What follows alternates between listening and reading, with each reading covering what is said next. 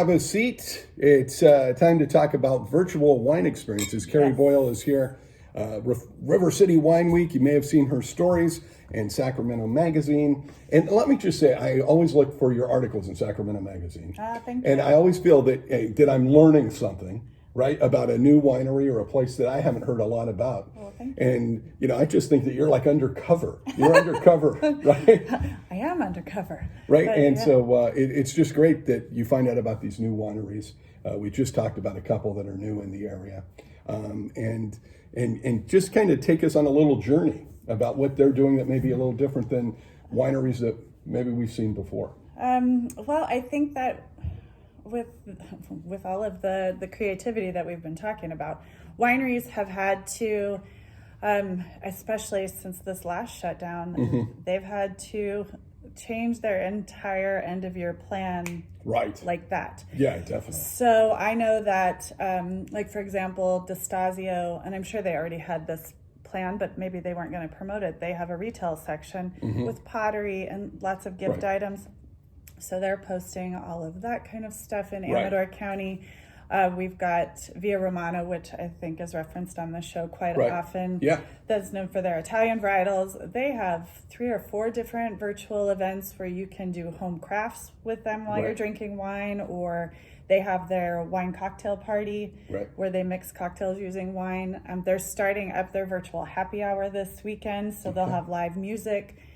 So there's tons of ways to get involved with a community of people who love wine and love food. You're just doing it in a little different way. Yeah, I think so. Yeah, I think that's definitely the case. And, and we're seeing that with, I think it gave wine kind of permission to reach out a little more than it did on social media and of course, Zoom and all that. A lot of wineries, I think, gave that a lot of talk that they were going to do that, but then the pandemic kind of forced them to do it very quickly. I think that we can probably all relate to that it seems like a great idea to get out into the virtual world, but it's a little scary. Oh, sure. If you haven't done it before. Yeah, if you've never done it. So all of a sudden you just had to chuck your fear out the door and just get in and do it. And so like it's so cool what's been happening. Another one I wanted to mention was Bokish down in Lodi. They are doing a Feliz Navidad party on Friday night. Okay. And Liz Bokish will be preparing her favorite tapas menu or item.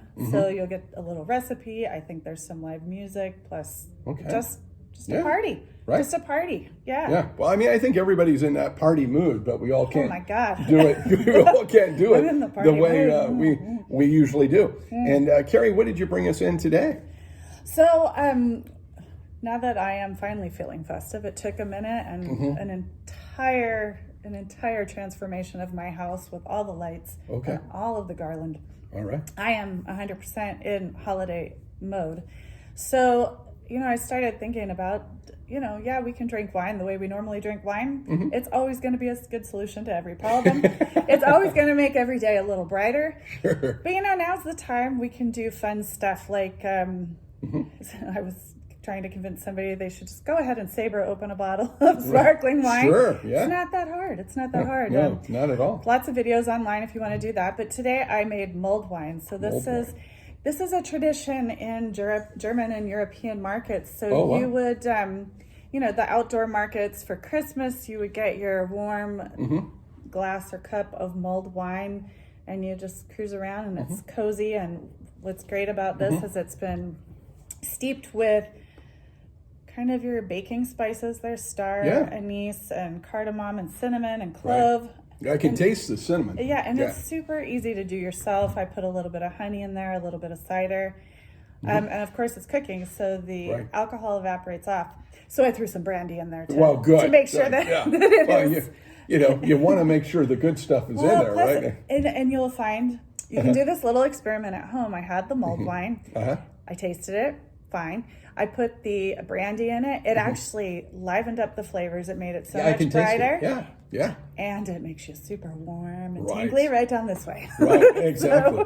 And it is wintertime, right? It is wintertime, so we need something more. It is winter, so that's a great wine to it puts the beautiful aromas in your house. Great. That's great. Carrie, thanks so much for coming in again. And of course, Sacramento Magazine. How often do you have a story in the magazine?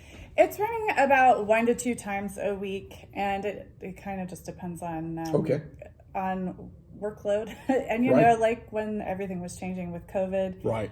Everything was up in the air, so there wasn't a lot to report on because we didn't know what was happening. But I would say once or twice a week, usually there'll be some kind of wine information. Okay.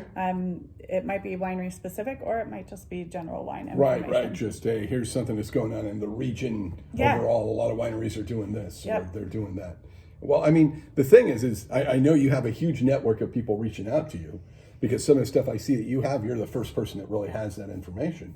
And so, I mean, your connections are pretty, yeah. In the media, we used to call that a scoop, right? We used to call, hey, I got it first. I got a scoop. Well, I have been doing this for over 20 years now, so holy cow. Yeah, I've been doing what I've been doing for, well, I'm not going to say. I should probably just stop saying it. There's no need. But, I mean, and that's the thing, is you build up these relationships and folks reach out to you, I mean, and say, hey, this is kind of going on. Maybe you didn't know about it. Plus, I think this year was a year to really cement some of those relationships. Oh, definitely. I mean, yeah. We had time on our hands. Right? And I got to, and I will do another plug just for virtual events, because if you think that they're too impersonal or they're not stimulating enough, I did some of these happy hours where it was live music. You really get to know the personality of a winery, and you can become friends with those owners or those winemakers. And then when you actually get to see them in person, like you're coming home. You already know them. It's such a cool way to spend some time. Well, I see people talk about the Zooms or the Facebook Lives, and they're like, well, I'm not at the winery, and it's not this experience. It's not that intimate experience where I'm there in the same physical space. And I say, do you not watch a TV show on cooking? Right. Because you're not right in the same room as the chef? Yeah. That doesn't mean you're not still going to get some valuable ideas and conversations and food for thought, so to speak. Yeah. And so why would, to me, it's just like a TV show. Or, maybe it's because we do what we do on video. But to me, it's like, you're going to watch something because it's entertaining and informative. Right. Whether it be on Zoom, whether it be on Facebook, whether it's a live event that we used to go to and hopefully will again at some point. Fingers crossed, And, so why would you just kind of like buzz that off as kind of like, hey, it's, it's a recorded video or a live video on some social media platform? Well, and a lot of these, you do have the opportunity to interact during the event.